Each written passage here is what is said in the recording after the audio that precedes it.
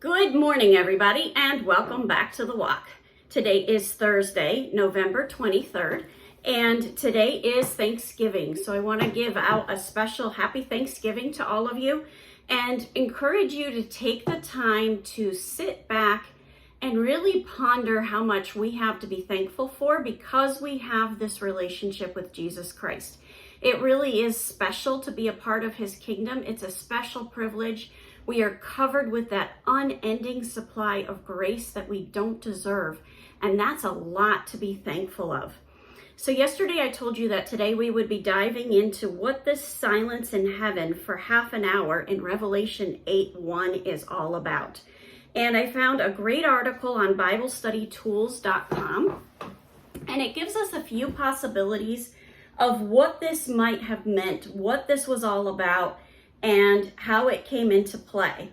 So what we've got to do is we've got to back up. We've got to see what's happening in Revelation 7 and 6 to really understand. So as I'm looking over this article, in Revelation 7, Christ has been opening the seals, and Revelation 8 is the seventh seal.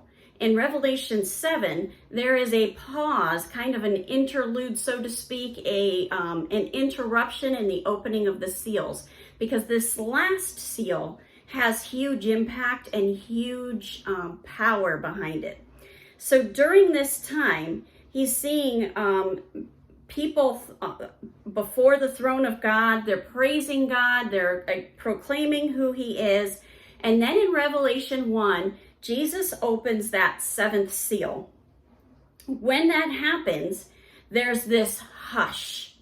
And what is that hush all about? That's what we're looking at today. And I don't know that we'll get through the whole article. We'll probably finish it tomorrow.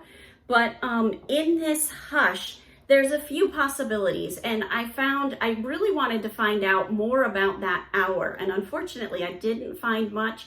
I will keep digging, and if I find out more, I will let you know.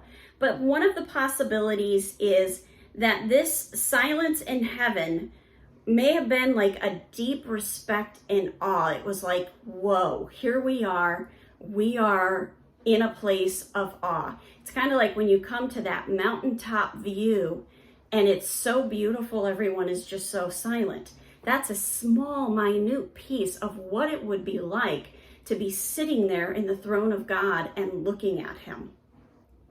So they're in that reverential place of awe. Just as like when there's a courtroom and a judge comes in this case, Jesus is the judge. He's about to bring judgment on the earth with this seventh seal. And when the judge comes in to read the verdict, this courtroom gets completely silent.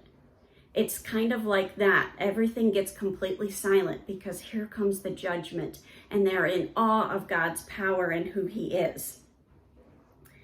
It may also have been a second option that it was a place, a time to reflect on what had just been revealed and really think through and let it digest.